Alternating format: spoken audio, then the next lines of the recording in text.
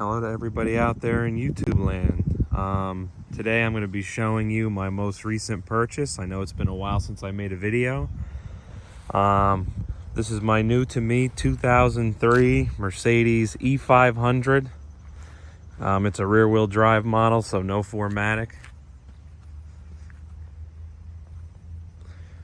I purchased this car on the 29th of September.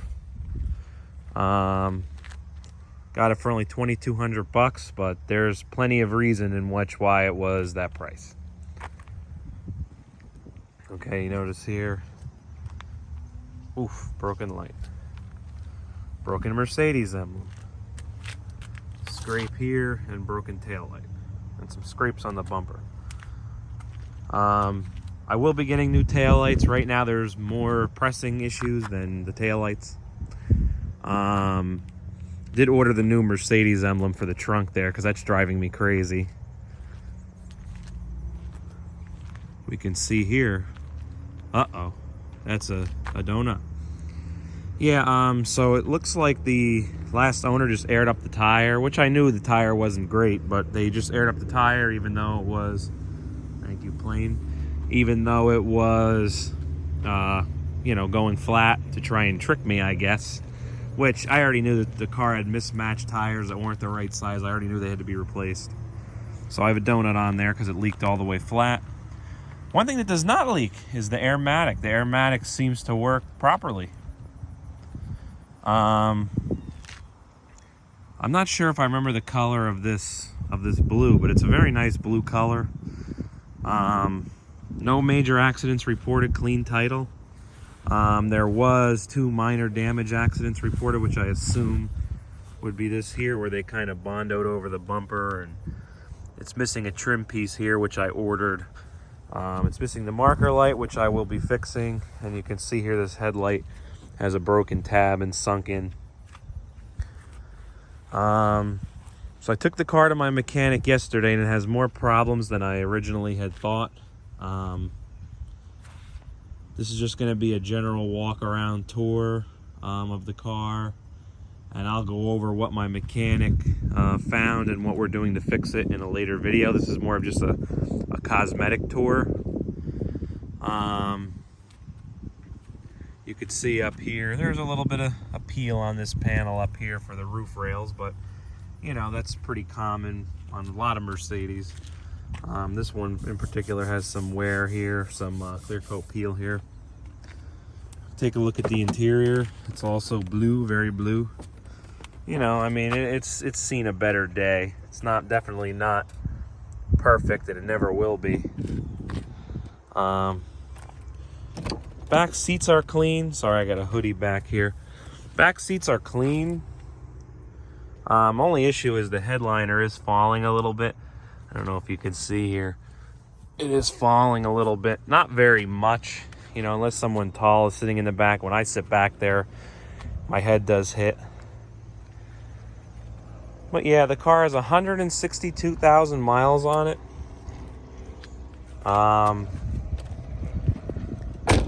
The car is fairly low spec.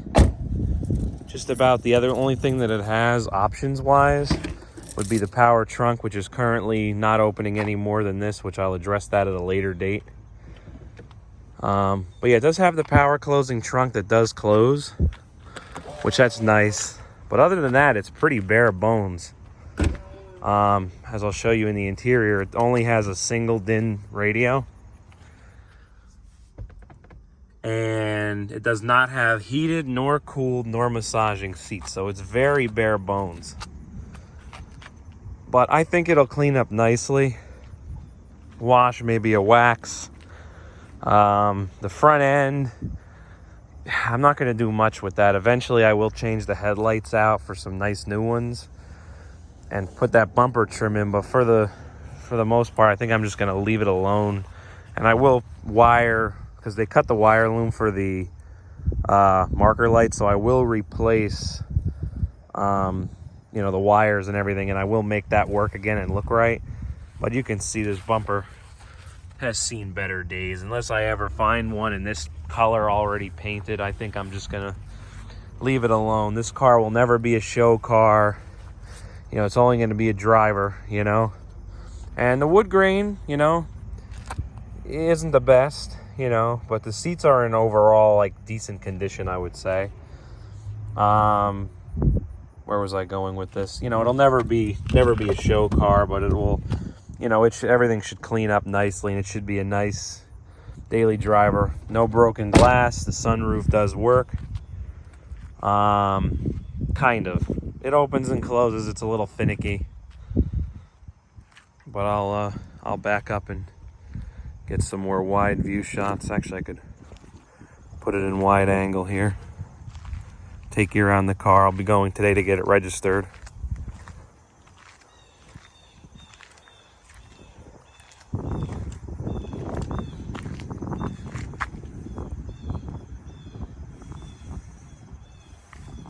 So I stated earlier that I would be making a separate video about the issues that was found, but I think I'll just go over them now as I'm panning around the car. So the front suspension, the ball joints and lower control arms and such have to be replaced. I'm just going to do like a full front suspension rebuild kit on it.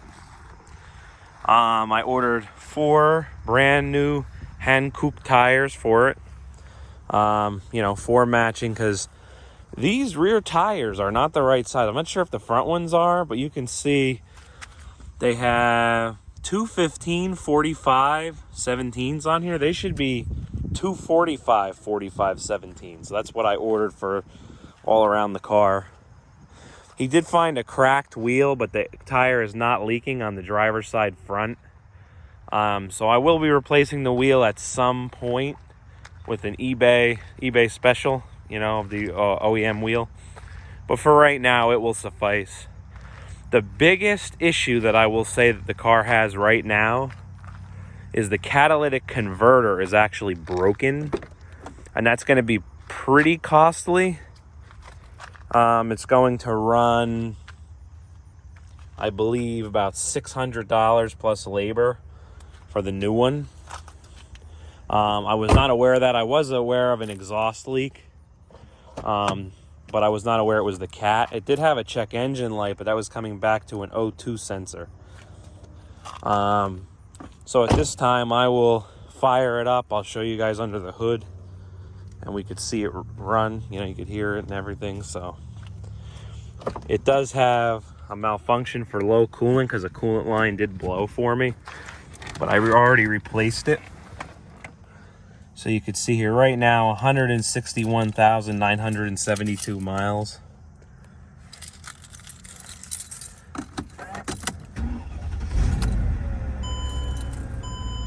For connection, Bluetooth connection success. Bluetooth, but you can see the radio does work. Single DIN, no heated and cooled seats. Climate control does work as it should. Mirror, overhead lighting. You can see the check engine light. You can hear.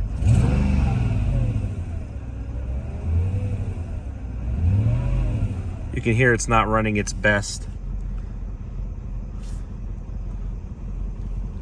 But the only thing that I've figured out that doesn't work in here is the power mirrors. I mean, it may be just a fuse, but they're not adjusting. But it does have the Harman Kardon sound, which does sound really good. I'm not going to play any sound for you right now. This does work. Unfortunately, the cup holder is going to be a no on that. So, unfortunately. But you can see the airmatic does work. There's no error that comes on for it, and it will raise up. I don't know if we could see it happen. Not sure if you can tell in the video that it's happening, but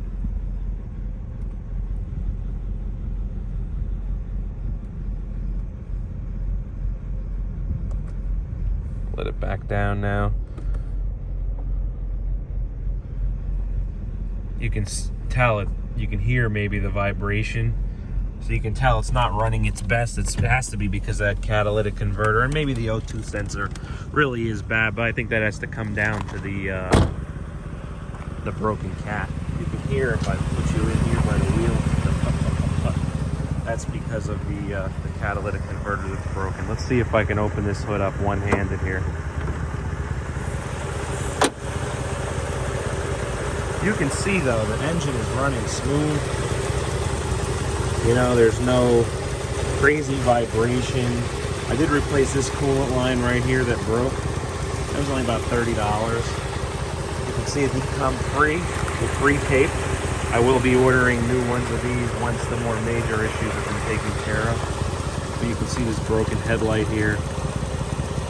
Not that big of a deal, but I am going to end up replacing them for cosmetics at minimum.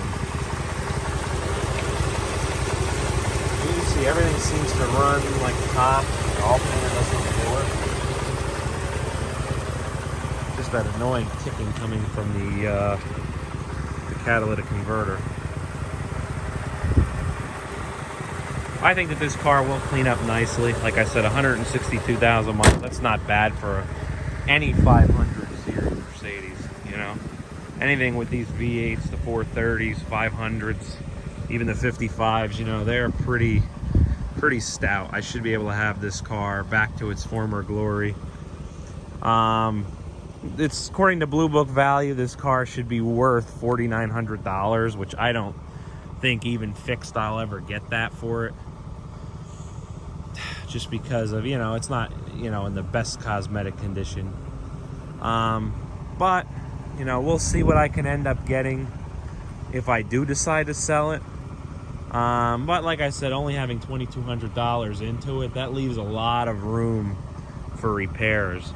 You know, it's going to cost me, probably including tires, another $2,000 to $2,500 to get everything that I want fixed. And, you know, so it'll be right about what it should be worth, which is, you know, not always what you want to be into a car for, what it's worth. But I don't plan on selling the car. I do plan on keeping it and daily driving it, as I lost my 2016 C300 due to Hurricane Ida. I kind of bought this car to replace that one. And if my insurance company does decide to fix the C300, I might send this one down the road. But at that point, it'll have new tires. Everything will be fixed. It will be a safe vehicle to drive. Because quite frankly, my mechanic told me that it's unsafe to really even be driving. He said that the front wheels could fall off, and that would be not good for anybody. But I hope you like the car. Another cheap Mercedes, which a cheap Mercedes is never cheap. That's what they always say. So we'll see how this one goes. I'll be signing off for now. This is Thomas Libanati with Automotive Apprentice. Have a good one.